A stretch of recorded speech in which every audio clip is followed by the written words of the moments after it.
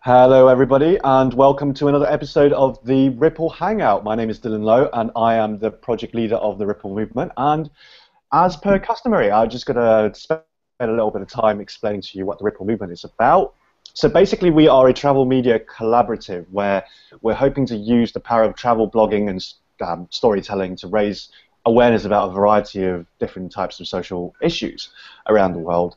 So out of the 13 to 14 independent projects that we are going to have this coming summer between July and November, where we're going to have a range of topics such as sign language, environmental conservation, responsible travel, food anthropology, impact consumerism, nomadic communities around Europe, we're going to have all of those investigations going on whilst our projecteers are out there traveling and investigating and documenting everything that they find. And hopefully we're going to have a live map feature as well where everybody's journeys between July and November is going to be tracked so that all the users of the Ripple Movement website can see them. So let me switch the screen around so that go back to me. How's it going, guys?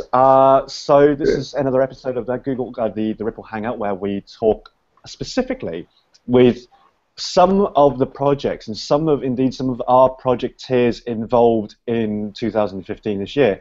And this particular Ripple Hangout today is about space and time.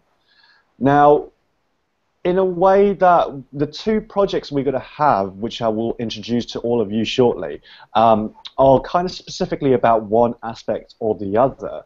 But now to think of it, and I'm sure that, as the discussion's ticking, we will go into the details of it as well. They're not mutually exclusive of each other. I mean, you have Norbert over here. Say hi to everybody, Norbert. Who's actually going to be doing a project about architecture and built space, and it's very much about the concept of the place itself. It's about the space. And then we've got Raymond. Say hi to everybody, Raymond. Hello, everyone.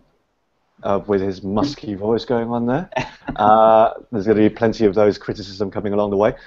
Who's actually going to be specifically talking about long weekend cultures around the world. And in that essence, it's very much about the variable here is about the time itself. But I think as we go on later on, we're going to discuss more about how both of your projects are very much the essence of that, isn't it? It's going to be about the interaction between the humanity's interaction with space and time, which is how we've actually built everything upon, basically. It is the laws of physics. It is all about that, isn't it? So, before we go any further and actually speak to both of you individually, I'm going to start with the other custom of the Ripple Hangout, and I'm going to go ahead and ask you guys, what did you have for breakfast this morning? So, Norbert, I'll let you start. No breakfast for me. No breakfast for you? Yeah. I never have breakfast, and if I do, it's usually like 3 or 4 Oreo cookies, something like that. And where you are, it's not exactly late enough for lunch either, isn't it? Yeah, actually, I'm soon to go to lunch, so. Soon to lunch, okay. Yeah. What about you, Raymond? I didn't have breakfast either. I usually do breakfast though. I just didn't this morning. I woke up a little bit late. I'll go to lunch though. I've had lunch already. I had a really nice chicken green curry with some steamed rice on the side and a water, and it cost me about $2. So. And that can only be an indication that you're in Southeast Asia right now. I'm in Thailand. Yes. He's in Thailand. Now, Raymond's not always in Thailand, I don't believe. Whereabouts are you based at the moment? Because you are not, like a lot of the other projecteers and travel bloggers in our midst, are actually living a nomadic lifestyle. You're actually not nomadic at the moment, are you? I'm semi-nomadic. I call it slow travel because I tend to spend long amounts of time in a space that's not my home. So right now I'm in Australia. I'm in a little town, well, it's 100,000 people, called Ballarat in Victoria, just outside of Melbourne. But next month I'm actually moving to a place called Bowral, which is about an hour outside of Sydney. So I get around. Brilliant. And I'm going to jump back to you, Norbert, because I wasn't quite satisfied by your answer or your lack of breakfast there. Because one of the reasons why I decided to ask this question at the beginning of all of our Ripple Hangout is that it is a very good way of establishing a sense of place, where our projecteers are at the time. So, you know, the fact that you said that you didn't have any breakfast at all sort of just kind of, you know, party poopered on me a little bit, and I was just thinking that, you know, maybe you can elaborate a little bit about. Okay, let's not talk about breakfast. Let's talk about your last meal, your most recent meal. Oh, it was actually, well, my most recent meal was actually a burger with Coke sauce, like Coca-Cola sauce. Yeah. So that's not necessarily the Brazilian stuff here, but one thing I really like to eat often is coxinha, which is kind of like a little fried thing, really small with chicken inside. It's pretty good. It's really Brazilian. And like you said, you're in Brazil right now. Specifically, whereabouts are you? In Belo Horizonte, in Brazil. It's kind of like 6 hours north of Rio by bus. Yeah. So, unlike Raymond, who has just arrived in Bangkok a couple of days ago from Australia, Norbert, you have actually been on the road all this time. I mean, pretty much for the last for the entire 2015 at least, and beyond that as well, haven't you? Yes. Do you want to tell us a little bit about your travels and what motivated you to send you on your journey, what kind of things you like to look at, and specifically, like, what is your interaction between the way you travel and the way you run your travel blog? And tell us a little bit about your travel blog as well, naturally. Yeah, definitely. So I started my trip actually in 2011, and it was kind of like the reason why I started was because first, well, I have a passion for travel, and also I have a personal criticism, like from my architectural background, that when you study architecture in school, you're mostly focused on the European architecture, the one that transcended into the Americas and everything. So it's mostly about Europe. I personally had a lot of interest in like Asia, Africa, and South America, and other places that you know there's some architecture happening, but you don't really study it or know about it. So that was one of the reasons why I wanted to pretty much travel, see all those places that I knew personally, like through online research and everything, and experience them. Go there, like sense the space and everything, like visualize it. Also, I have that's one of the reasons. That's one of my, let's say, parameters to decide where I'm going next, what I want to see, like see some of the architecture and the culture and the interaction between space and people and everything. Also, I have a site for adventure and everything. So if I can bungee jump somewhere, I will do it also. So let's say that the culture, architecture, and the mix between people and everything, the interaction, and the history, those are like that mixture is what moves me between place and place. And for the blog, I put a little bit of that. I write about like my experiences, the places I visit, and how like in some cases I actually go into the architecture of the place and I read about it. I read about the space, the history behind it. So it's not because a space is not just about a space. There's history, there's meaning behind it in most cases, and that's why we appeal to them. That's why we like them, because there's a meaning behind it. And it's very much going back to my point just now that, you know, with time and space itself, it's never really mutually exclusive of each other, isn't it? Because exactly. Is the way that you talked about time being incorporated into the history aspect of it, because architecture isn't exactly built, you know, as per the old saying go, Rome wasn't built in one day. I mean, exactly. You know, we're talking about the space of it, which is Rome, and you've got the time of it, which is the day, and then you've got the multiplicity of the, you know, the amount of time frame that's being put into establishing not just the stones, putting them together and everything, but actually measuring people's interaction with these spaces as well, and how that create that not just architectural significance, but the cultural and societal significance of architecture with the people who live in it, isn't it? Exactly. Yeah, there's one reason why you have so many different cultures and so many, like, why all of them have a different kind of architecture, because there's a direct interaction between the people, the culture, and the building and the space. So there's a way, like you, for example, you can interact with one space in a different way that I interact with one space. But then me as a foreigner, when I go, let's say, to London, for example, how will I interact with it being a foreigner? Like, if there's a language behind the architecture that I don't necessarily need to know it, and I don't need to be trained about it, but the language in the architecture can kind of like dictate a little bit how you'll feel the space.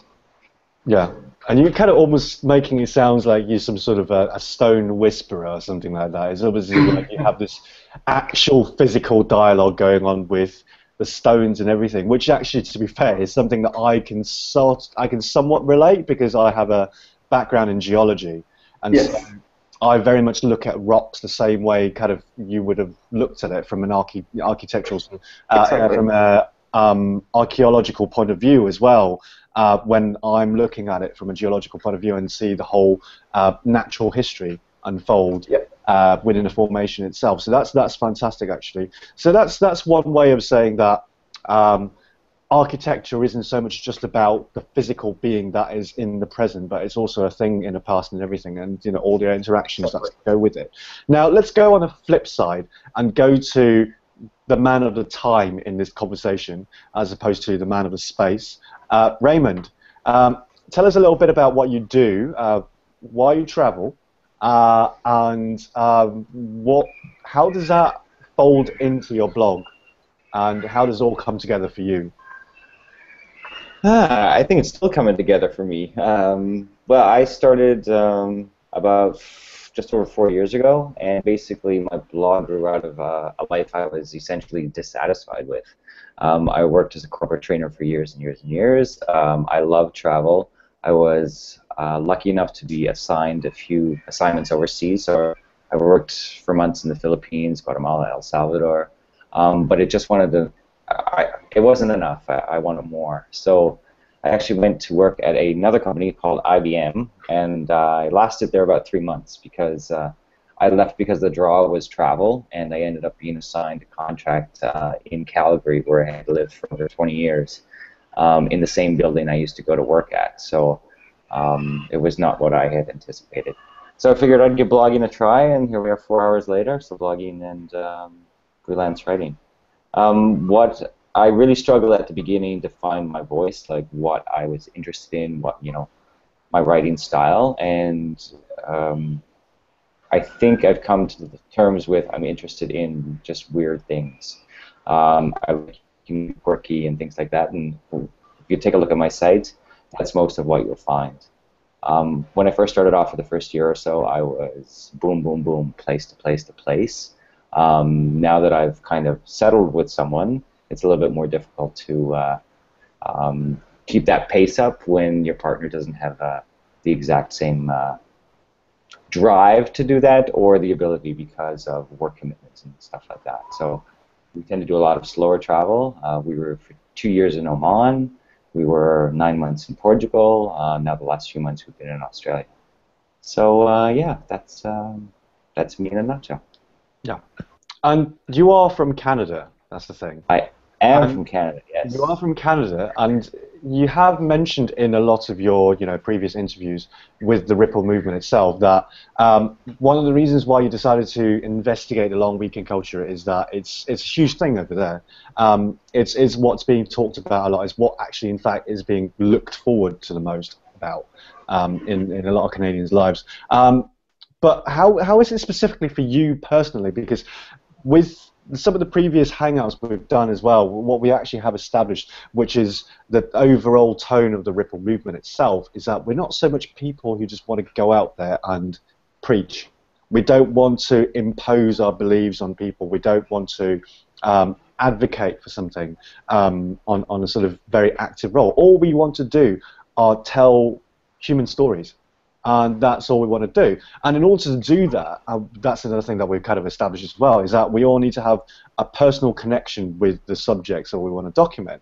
So, with Norbert, I feel as if, I've definitely established a case that, because architecture is your background, it's always been something that you've done all this time. With you, Raymond, however, I just want to know a little bit more about what's your personal connection with the long weekend culture itself, and what actually spurred you into deciding to investigate and document the long weekend culture in the first place? I think I can identify a lot with people who feel the need to escape. And that's very much what the long weekend is for a lot of people. It's getting them out of their 9 to 5 day-to-day jobs, and that was me for many, many years. My job was okay, but I tell people it was good, but good's not great now, is it? And for a long, long time, that long weekend is what I look forward to. I had 3 or 4 weeks vacation a year, and peppered between those were these long weekends where I got that extra day where I could go out and do something and go somewhere and, just get out of my normal routine. And for so many people, that's their day-to-day as well. So that's how I identify, because I used to be one of them, and I'd like to see how other people around the world as well do the exact same thing, because I'm sure people in Asia and Europe and the US, they have the same sort of feeling where they just want to get away for that long weekend. Yeah. And it's actually fairly interesting to see how a lot of the long weekends in the UK, at least in London, they tend to be congregating around May. So it's usually the first Monday in May and the last Monday in May that are actually the day offs over here.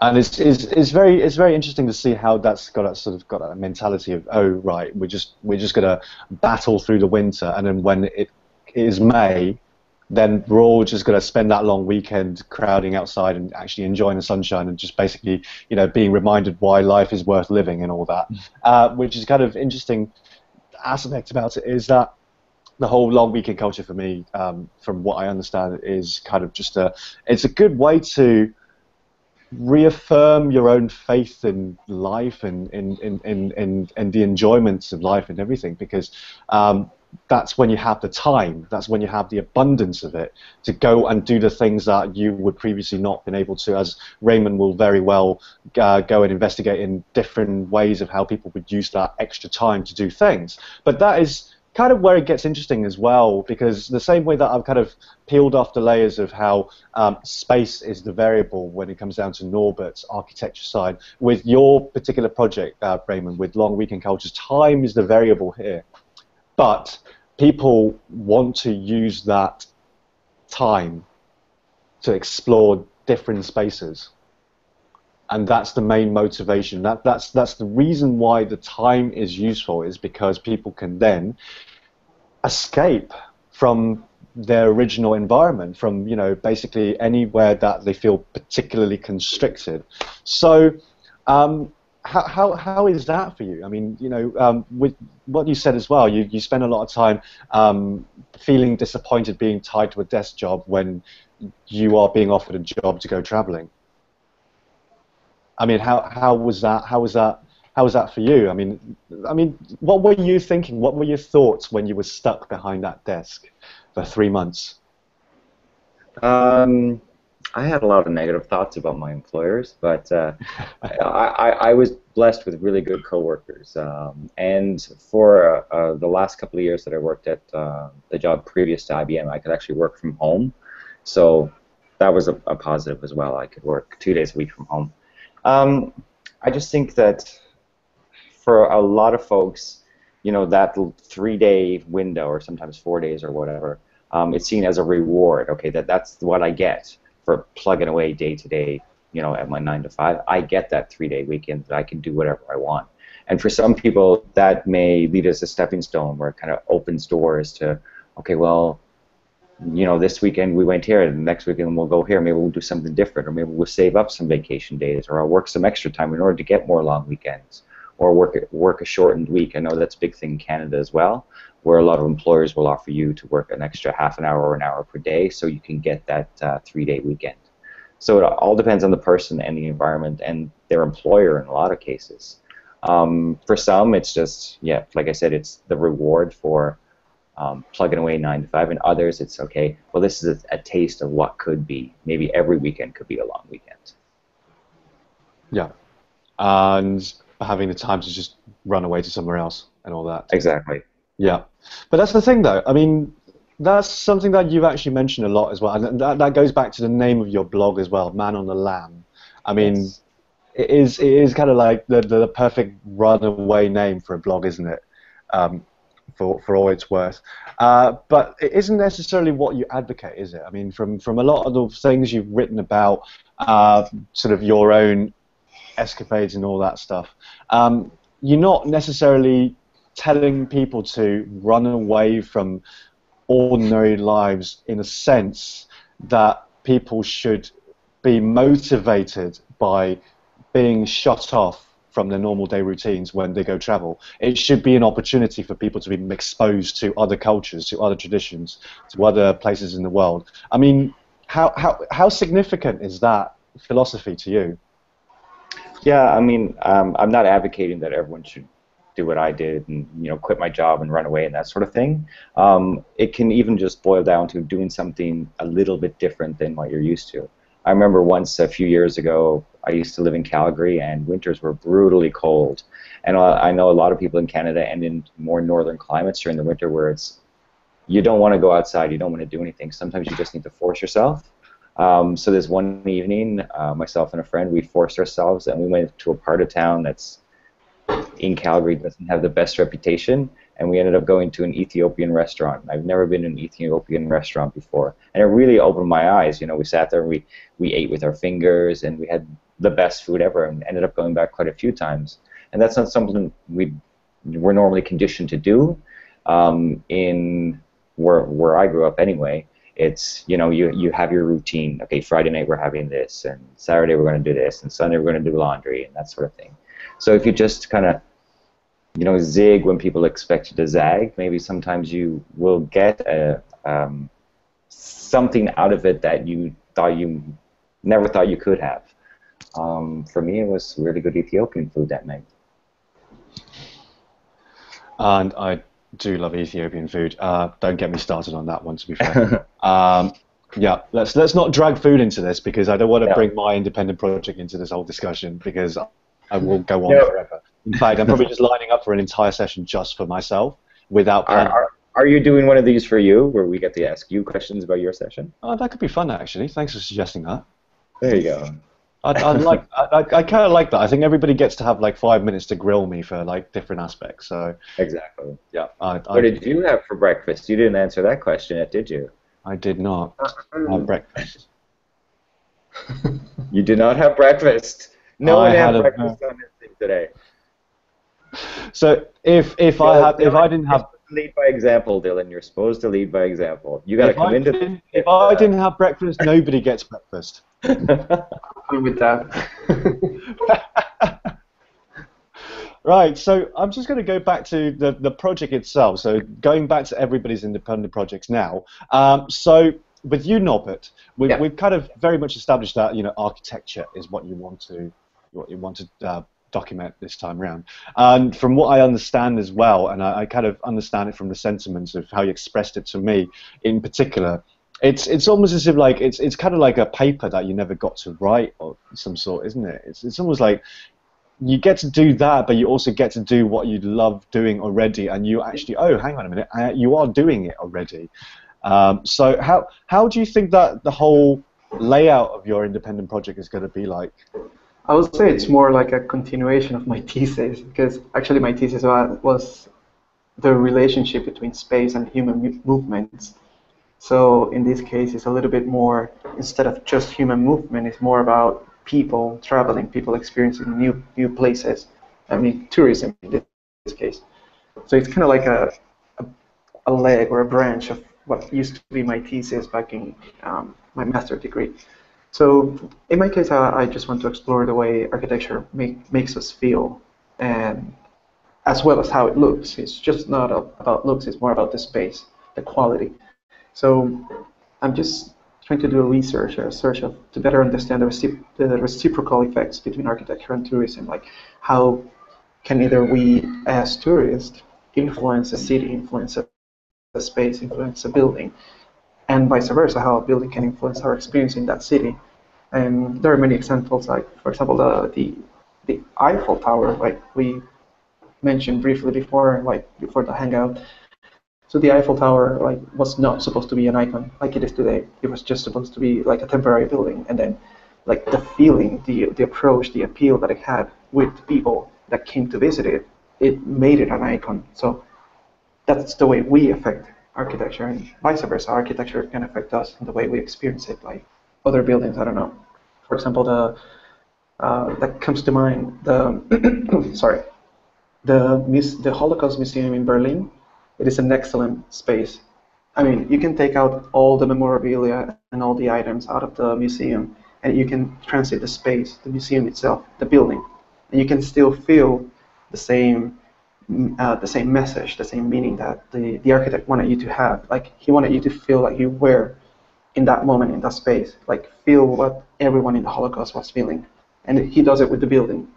So it's, I mean, that's an extreme case, but that's the idea. Like, how can a building make you feel something, make you interact, or like have a sense of like, wow, I like this space, I like this city, I like this public park, I like everything here, you know. Yeah.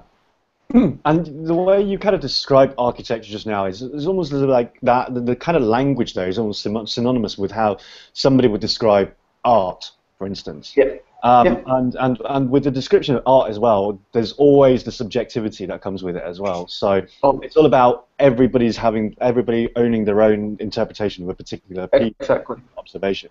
So, you know, with a project like yours, which is so focused on, you know, architecture and indeed art, in a sense, but buildings, but art, it's very much going to be reliant on your own personal take of the architecture that you encounter, wouldn't it? So here's an interesting question I'm going to pose to you. Do you have a particular story on your travels you've done before where you've actually had a personal connection with a building that isn't just, you know, a sort of an observational on the surface kind of thing, but you actually feel some sort of connection with it?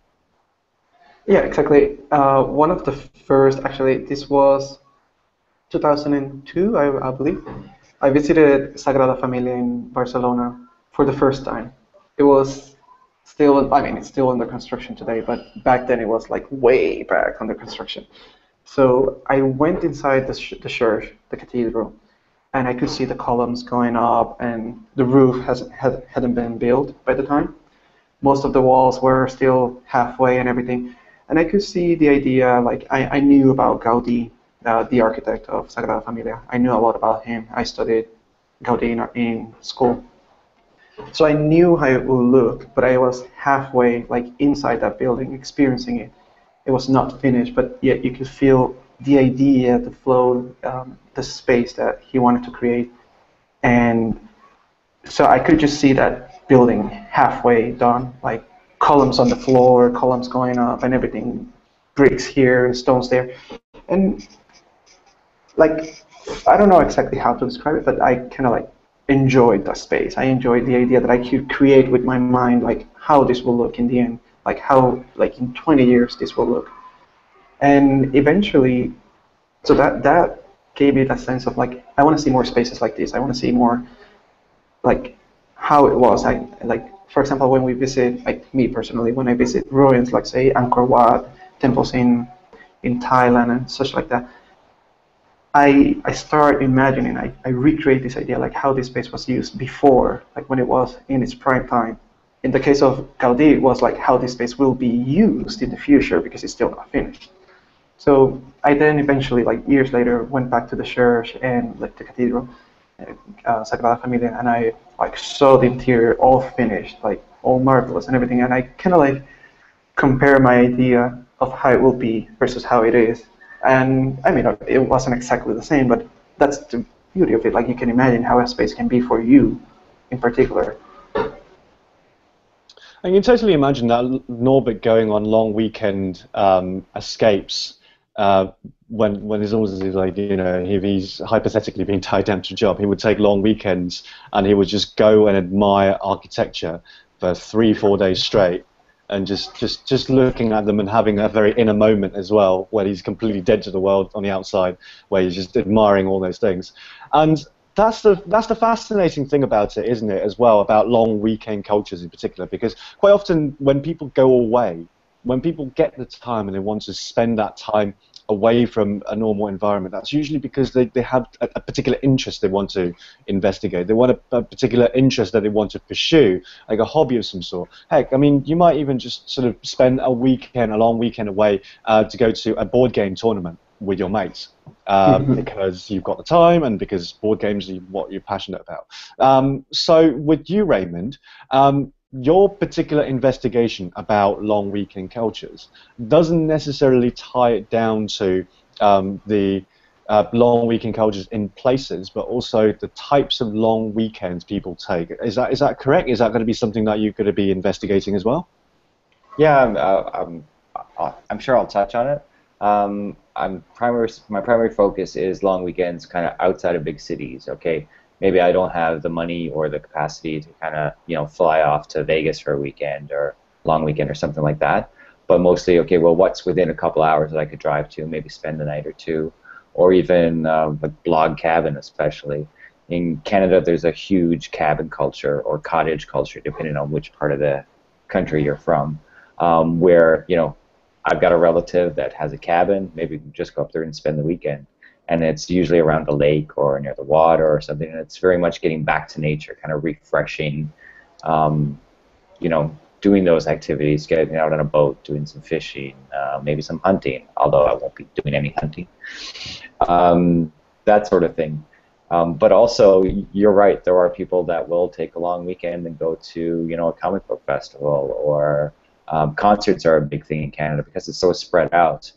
I know a lot of friends. Like, I'm from Newfoundland, and a lot of people in Newfoundland will actually fly to Toronto or Montreal for a long weekend to go to see a concert. So they book it well in advance. They book it with a bunch of friends, and it's just because they want to be part of something that they're not going to have within their own city or within their own town. So yeah, definitely take a look at stuff like that as well. Yeah.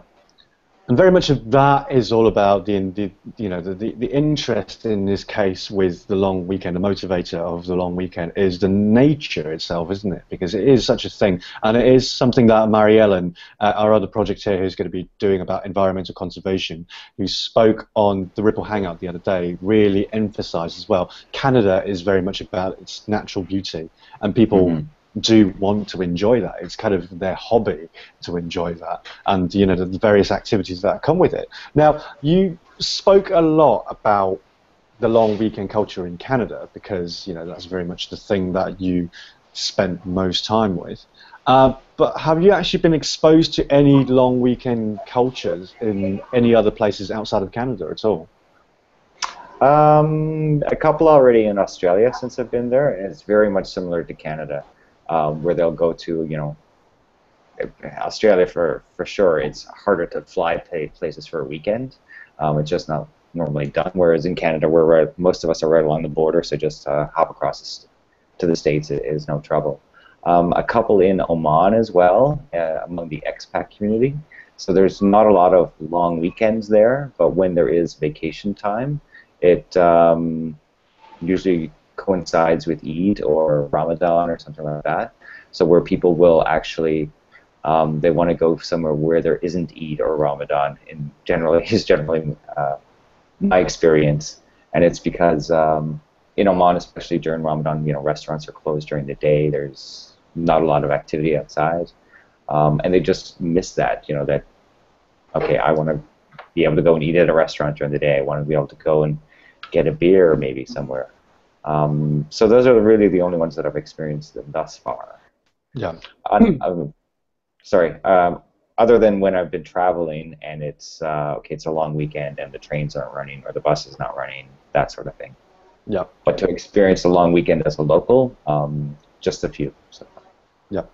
I'd imagine that because I've actually done a long weekend. Now to think about it, I've actually done a long weekend thing as well in Canada before when I was doing a trip hitchhiking across Canada in 2011. I was staying with a buddy of mine, Matt, whom drove all the way down to the US border from Toronto and just crossed it. And the family owns a cottage there. We kind of spend the weekend there. And the whole drive from Toronto down to the cabin itself was about 3-4 hours. And within that distance itself, if you're in Europe, you would have crossed countries. And so I'm just wondering if you actually, I'm guessing that because you've never actually lived in Europe yourself, so you probably never have actually experienced it in an authentic sort of way that you experience it with the people who are genuinely working in Europe and then taking the long weekends off. But have you actually looked into it at all? Have you done any research about what people tend to do? Any quirky activities that people sort of tend to do as a nation? I don't know, maybe Finns going, on a sauna holiday or something. A sauna holiday. I think they do that already anyway. Yeah. I lived in Portugal for 9 months, so I had totally forgot, had a few long weekend experiences there. But I haven't really investigated so far as a nation what the nation does. I kind of want to, sort of sort that out once I get my schedule planned a bit more. But it's funny you mentioned the road trip, like the 3 hours. In Canada, it is nothing to kind of, drive for 7 or 10 hours to get to okay, this is where I'm going to be spending the long weekend. I lived in Calgary, and I know tons of people will drive to Edmonton for the day, and that's a 3.5-hour drive there. Drive for 3.5 hours, spend the day going to West Edmonton Mall or going to a concert or doing whatever, and then drive back again that night. And it's just ingrained in us, okay, if you want to get anywhere, you're going to have to spend a lot of time in your car. Yeah, it's just sort of the get up and get go attitude of it, isn't it? If you want to escape a space, you would bloody well escape a space. Yeah. That kind of thing. Yeah. But that's one of the beautiful things about Canada too. You don't have to go far to get to nowhere, because once you drive outside a lot of cities, unless you're in Ontario. Ontario is a little bit different. Unless you go to Northern Ontario, it doesn't take very long to get into a space where there's plenty of nature, where there's plenty of time to reflect, time to pursue that hobby of whatever it may be. Yeah. Or just driving along Lake Superior, that usually does it for you. Yeah. That really does the trick. So how specifically are you going to be, capturing all of that in a bottle? I mean, how would you be able to extract the essence of the spirit of long weekend cultures and turn it into the documentation for Blog Cabin? How do you plan on doing that? It's going to be difficult. I'm not gonna lie to you. It's just because there are so many different holidays, and in different countries, not everyone gets that holiday off. So, for example, in some countries, if you're a government employee, you get that day, and then other private companies, they don't get that day off. So it's also a mix of, well, are you kind of one of the blessed ones that get the long weekend? Also, I definitely need to talk to some locals as I go along to see, okay, what are the traditions? In Canada, May 24th weekend is a big one. It's, that's, like you mentioned, it's kind of the same in the UK with the May long weekend, or the bank holidays you call them, right? Yep. It kind of springboards you into summer, and it's the exact same thing in Canada as well. It's okay, this could be an indication of what's to come for the rest of the summer. So yeah, just talking to people, doing a little bit more research, that sort of thing. Yeah. And speaking of talking with people, I'm going to go back to you, Norbert, because with architecture itself, I mean, the way that I kind of described you as a stone whisperer, Yeah. I can't believe I said that. The same way that you're having an interaction with the stones and the buildings itself, it's very much still an interaction between the people, isn't it? It's all about being able to speak to people about a particular interest. So in this case, about the different architectural styles, or the functionalities of architecture and things like that. So what kind of interaction do you usually find? What kind of interaction do you indeed have when you're traveling? Because it isn't exactly like an everyday conversation with any person off the streets where you're going to talk about the architectural style and basically anything architecture. It's not a common topic, is it? No, it's not. I think when it comes to architecture and the way you feel it, it's more like a one-on-one conversation, because you might experience one space different than I. So it's not necessarily a conversation that you and I, for example, can have and can be like both of us with the same space. It's more about like me with the space and you with the space. So it's kind of like a one-on-one. I think in certain cases you can have kind of like a group experience or like a conglomerate and everything. But it's a little bit harder, and it's usually more on public spaces, like open spaces, parks, or installations. Sometimes it is actually done on purpose, like in art installations. They actually convey a meaning through the space and everything. So So even though you can have your one-on-one conversation, the one I will have with the space might be the same that you're having. Sorry. So I guess to deliver kind of this message, I will have to probably talk to people too, like kind of like go like, hey, let's see how you're experiencing this space. How do you feel about this space? How do you feel about what do you want to do here? Why are you here? And everything. So I might have to talk to people to understand how they are feeling the space too. Yeah. And that's another interesting thing that you kind of hinted as well, is that it's all about not just people's interaction with a building that's been built generations ago, but it's about things that are purpose-built. One really good example that I can think of are regeneration projects, where the whole neighborhoods are being completely transformed because of money pumping in and everything, and the regentrification and everything that comes in. And so it's very much definitely not just people piling bricks together, but people actually determining the fate and the destiny of a particular area. I mean, have you ever encountered any of those sort of? Oh yeah, definitely. Like, perfect example for me will be Harlem. I used to live in Harlem back in 2000, from 2007 till 2011, and Harlem was through a regeneration process at the moment. Full gentrification and everything, and it all happened because of money. Exactly. So it happened that President Bill Clinton, like former president at the time, so he established his office in Harlem. So people started saying like, hey, if he can have an office there, why can't we? Is it good enough for him? So it's good enough for us.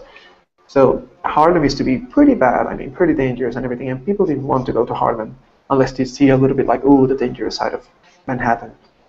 So after that happened, companies started investing and people started moving. And it's not necessarily like building up these spaces. It's more about like changing the aura and changing the culture surrounding the space. So from the moment I moved to Harlem to the moment I left, Harlem had in value, apartments and everything had gone up substantially. Architecture actually improved because of course some new buildings came in, but still without, for example, one of the streets that I lived in, it was all brownstones, which is quite traditional of Harlem. And just having new buildings around that street in specific, it actually made people care about the street because, hey, this place is getting better and better and better. So yeah, it happens a lot, repurposing one space. And even though my street wasn't repurposed into something else, it was kind of mentally repurposed, as in hey, this is a better place, so let's take care of it and enjoy it. Yeah, it's very much a canvas as well, in a way that it's not just about the building, but the purpose of the building as well, and why it's being there. The same way that in Harlem, you've got a little empty space there that's not being used, but put a Marcus Samuelsson restaurant in there, and everybody decides to flock to Harlem because he's opened up just another restaurant. And for example, I love the idea also. New York is quite creative with everything. Also, for example, New York does it's called, I think, Parking Day or something like that, where you have a lot of artists, and even not artists, just local people too. They gave them the space of a parking, like a car, basically, on the street. So cars cannot be on the street on that day. And people create something, the one lady can do a lemonade stand, then the other lady can come with a little shop with art crafts and whatever, and then someone else will create a bench for you to sit there and just enjoy the street on that day in specific. And that's a way of repurposing one space that's temporary, that's ephemeral, but you will enjoy it in a different way than on a traditional day. Yeah, and that's a very good example of, once again, that people occupying the space as well as the time, isn't it? Because people are taking the time to do things for each other, as well as building a space for each other in that sense. And it's, once again, it's very much about influence as well. It's all about, having just the people pioneering something, and then just say, okay, you know what, I'm going to move into Harlem now. So, and I'm going to put my flag here and just go, okay, this place is livable, so everybody can just start coming in now.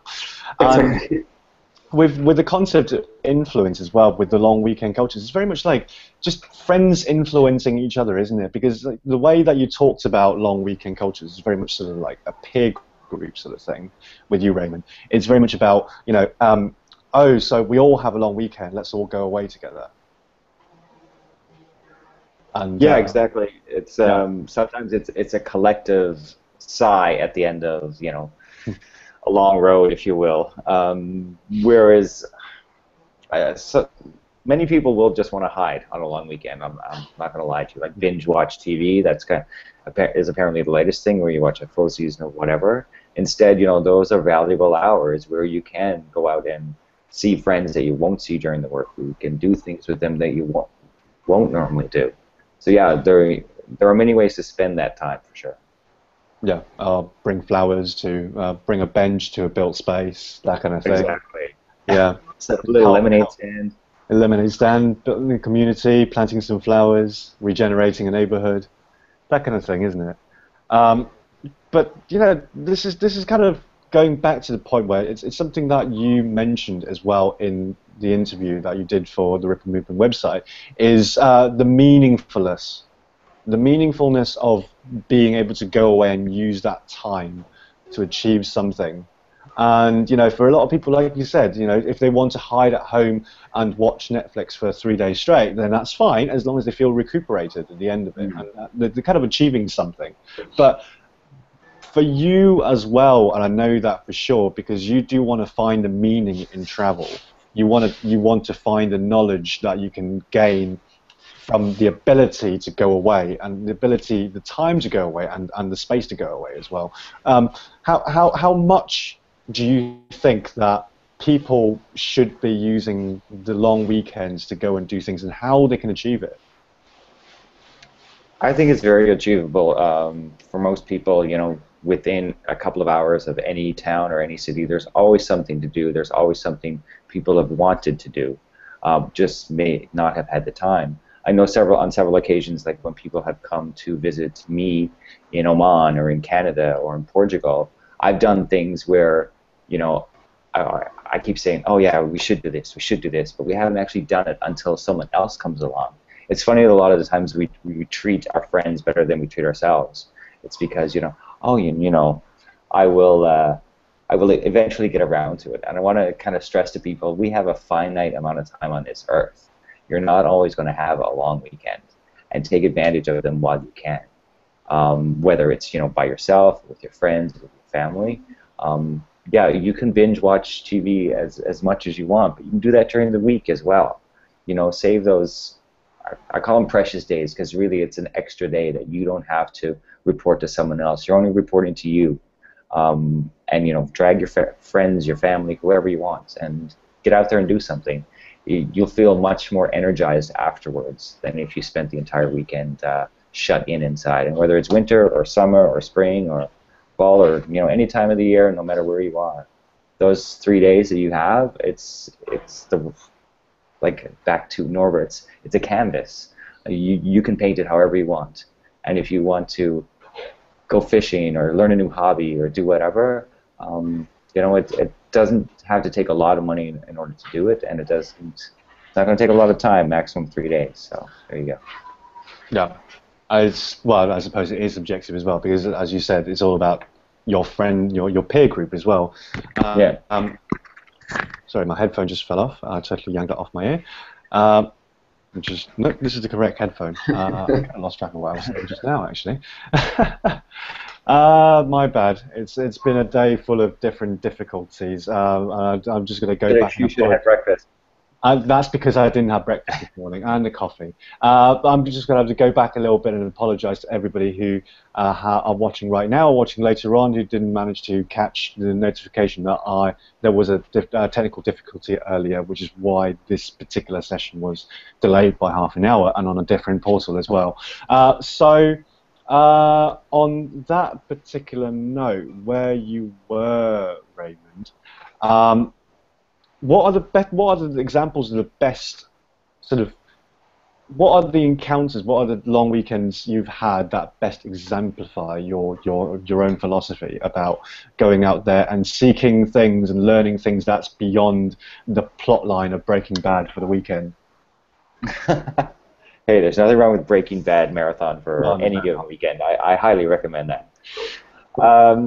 An example from my past where I've actually learned something on a long weekend? From your past, or basically anything any particular experience you've had with a long weekend that was particularly memorable, and you feel as if you've gotten a lot out of it. Well, I travel a lot, and a lot of the time I'm not home. And I was born in Newfoundland. Um, so for the past, I don't know, long time, I've lived in Calgary, and I've spent quite a few long weekends back in Newfoundland with family. And that's stuff that, as a traveler, I'm sure Norbert can attest to, and you as well. You kind of miss your family because you miss those occasions of birthdays and parties and, singing at the whatever it is. And those long weekend times when I'm back with my friends and family back in Newfoundland, I find those very special. And I learn a lot about their lives that I don't necessarily learn through Facebook or through whatever. It's because, I don't know, when you come home and you spend that amount of time at the cabin or wherever with people that, you might not necessarily see on a day-to-day, you kind of take advantage of that time to share stories that, that person might have missed. And just for me, that's been the most memorable thing. We tend to neglect that quite a lot, don't we? Because when we always think about tourism, when we think about travel, we always think about being exposed to new places and all that. But, to think about the true essence of travel is all about just being able to go somewhere else and spend time somewhere else. And quite often that time away isn't necessarily for, new places, but actually to see old faces, to meet friends in cities that you haven't seen for years, to see the family members that you haven't seen for years or connected. That is still very much what travel is about, isn't it? And on that note, I feel as if we probably should actually rename this entire session in a way a little bit from just space and time to forgotten space and time. Forgotten space. Because we're sort of forgetting a little bit about the concept of spending time and space in tourism isn't necessarily just about seeing things for the first time, but it's all about getting reacquainted with people and things. The same way that with architecture is something that you can almost take for granted because there will always be buildings. For as long as there's humanity, there will always be buildings. Yes. Yet a lot of people just sort of see them, and they see them for what they literally are, which are buildings. How often do you think that it is a very forgotten concept within tourism itself, the significance of architecture? Oh, it happens all the time, and I have to say that it happens to me every now and then too. Like, it's pretty common for us, like in general. Like, for example, when we're planning a trip or something, we see, like, if we're going to France, just to use the same example, like we see the picture of the Eiffel Tower on the internet, and we say like, oh, we want to see that. And then we get there, we see it. In most cases, people will just say like, okay, I saw it, I took a picture there, perfect, I'm done. But there's a lot behind that. There's a reason why that's there. There's a reason why it's in that particular space. There's a reason why it's still standing today, which is not supposed to be standing today, the Eiffel Tower in that case. So it is only when you start getting to know the history and the space and going through it that you will see like, okay, that's why it is this way. That's why people want it this way. There's a lot of history, and of course not everything you can get through stones and steel beams and everything. Some things you have to get like through literature, but that literature you can relate to the building when you're actually seeing it. Like, you can get that knowledge, like read it and then be there and see it and say like, okay, I can feel why it is that way. And in many cases it doesn't happen. Yeah. And not to mention the creator of the architecture as well, because you use Eiffel Tower as an example, but I haven't actually been to Eiffel Tower myself, even though I live in London, and I haven't actually spent any time in Paris at all, which is not shameful. I can't imagine myself being too keen of that place, actually. But the one piece of Eiffel that I actually have seen is Eiffel Bridge, which is in Girona. Okay. And, everybody knows how Eiffel Tower looks like from films and everything like that, but when you go and see Eiffel Bridge, you can actually see the repetitive patterns of a person's particular style, of the way how he likes to express himself in a way Exactly. that is homogeneous Yes, throughout its exactly. entire portfolio. And so you can very much see the person behind it as well, don't you? The same way that you said that Gaudi himself inspired you with his cathedral. And because, you know, he has a very distinctive style as well, doesn't he? Very, like, there's like no one like Gaudi. So if you see Gaudi in Barcelona and then you're just walking around the city and suddenly see one building with that particular style, you can say, okay, this is Gaudi. There's no one like him. And today there are a few architects with not the same style but the same idea of creating this toolbox of design items and design languages. And everywhere you see that kind of design, you will say, oh, this is such and such architect. So you can like relate to them even. Yeah. And, you know, just walking around Barcelona, just being able to spot these different buildings that you can sort of say, oh, okay, that looks like a Gaudi. Just gives a completely different perspective than just go and see the cathedral and just say, I've seen a cathedral. And then you don't feel as if you've made a connection with the building itself, nor the artist himself. Yes, and I think Barcelona is kind of like a really good example of how architecture itself boosted a whole city. Because Gaudí himself, even though he didn't do it on purpose, he kind of became the icon of Barcelona. And now people go to Barcelona to see Gaudí. Like they go to see the architecture of Gaudí, in addition to other architecture, because Barcelona is an excellent city for people who love architecture. Because you have, like, from the modernists, like you have Mies van der Rohe, you have like the new contemporary ones, like oh, I forgot the name right now. That's so bad. Anyway, you have the whole waterfront with new buildings, so many architects there, and yeah, of course, Gaudi never misses. Monet and everything, all different styles, all different good architecture. Maybe for you, you might not like something, you might like another thing, and might like what you don't like, etc. So, but that's the thing that makes Barcelona such a good city for people who love to walk outside, experience architecture, experience the city and the interaction between like built space, the void, and like the people. Fantastic. Thank you, Norbert. I'm very much looking forward to the way you're going to be documenting your project. And same with you, Raymond, actually, with the whole long weekend culture. And we're actually approaching 29 past 3. So we're just about to wrap up. But before we do that, though, because the Ripple movement itself is all about the collaborative nature of things. And so I kind of just want to, as I did in some of the previous Hangouts as well, put it to the test a little bit. So with you guys, Norbert and Raymond, I'm going to send you guys on a hypothetical long weekend escape together. Now, what would you do? How would you, let's just say that you are trying to treat each other, like, you know, you're trying to treat Norbert to something that he might like, and Norbert, you're going to treat something to what Raymond liked. What do you guys think would be the ideal long weekend escape for you two?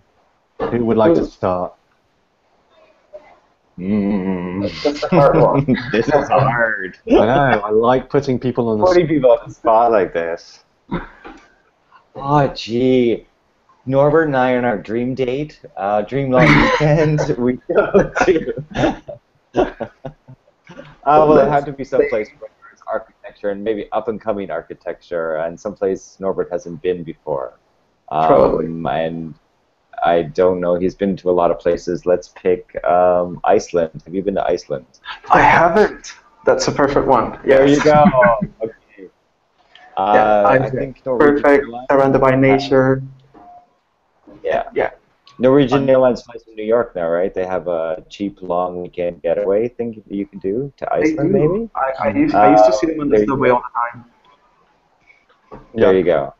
And when I was in Iceland as well, I've seen sort of, you know, little cabins scattered in the middle of nowhere that people apparently own and do spend, you know, time away. And, you know, there's basically just the road next to it and a cabin and flatland. There's nothing. Absolutely nothing.